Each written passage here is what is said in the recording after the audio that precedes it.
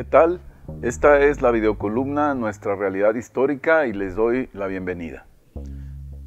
Hemos tenido dos colaboraciones anteriores en donde hemos abordado el tema de los caciques, de los caudillos, que son los representantes en México del poder tradicional y del poder carismático. Y hoy vamos a hablar de quien sucedió como centro de ese poder en nuestro país. Me refiero a la figura del presidente de la República. Después de la presidencia de Lázaro Cárdenas, donde tuvimos el último levantamiento de uno de estos caciques regionales en contra del poder federal, del poder presidencial, México entró en la Segunda Guerra Mundial, en el gobierno de Manuel Ávila Camacho, que fue otro general,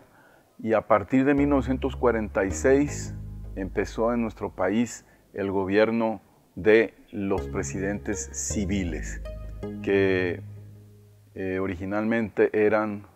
abogados, licenciados en Derecho, y que ya hacia los años 70 del siglo XX empezaron a ser sustituidos por otro tipo de profesionales, los economistas llamados tecnócratas, que justamente empezaron con José López Portillo, Miguel de la Madrid, Carlos Salinas de Gortari, Ernesto Zedillo. Pero digamos que en los años que estuvieron en el poder los licenciados, los abogados, los presidentes que tenían estas profesiones, es decir, entre Miguel Alemán y Luis Echeverría, tenemos el auge del presidencialismo mexicano. Un presidencialismo que ya la Constitución de 1917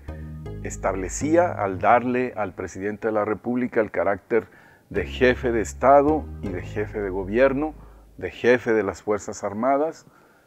pero que a lo largo de las décadas se fue consolidando con lo que algunos estudiosos llamaron el poder extraconstitucional de los presidentes. Es decir, un control absoluto del Poder Ejecutivo Federal sobre el Poder Judicial y sobre el Poder Legislativo. Este control llegó a sus grados más, podríamos decir, emblemáticos en el sexenio de Adolfo Ruiz Cortines, cuando se puso de moda el famoso palomeo de las listas de los candidatos del PRI a diputados federales y a senadores. El presidente de la República se daba el lujo de palomear, es decir, poner una palomita a los nombres de quienes consideraba que debían ser los representantes de su partido y futuros representantes supuestamente de la nación. Y también se expresó en forma por demás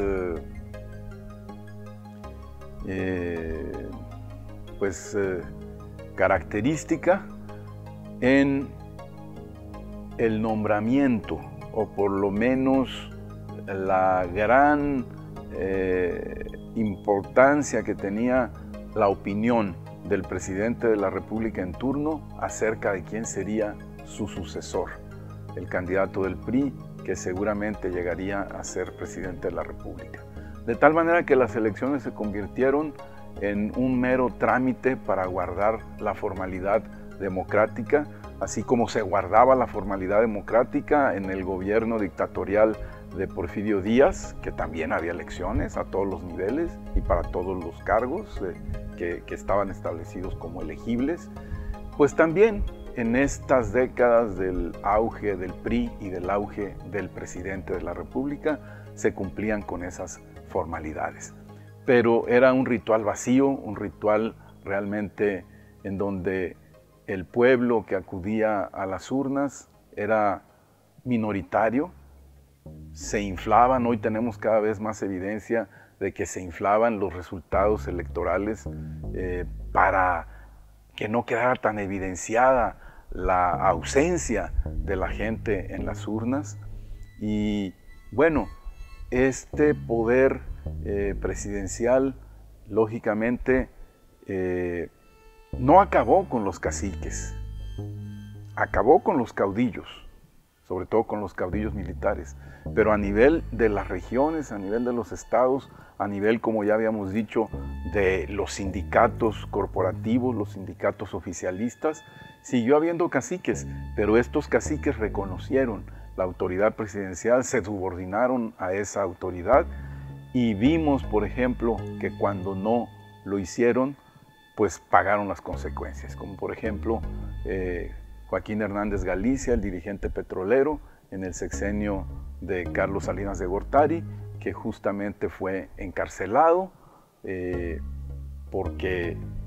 el presidente estaba disgustado con las críticas que le había hecho a lo largo de la campaña electoral.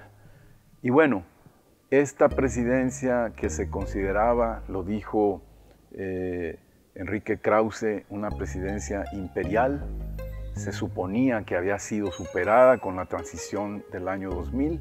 y hoy vemos cómo, lamentablemente en el país, con una figura presidencial totalmente desdibujada, deslegitimada, padecemos las consecuencias de una presidencia autoritaria, de una presidencia que es todo menos la expresión de un poder democrático, y estamos en un laberinto en donde nuestro país está atorado sin saber bien a bien hacia dónde iremos. Y hasta aquí dejaría yo mi reflexión, porque creo que tenemos la tarea de seguirla pensando personal y colectivamente. Muchas gracias.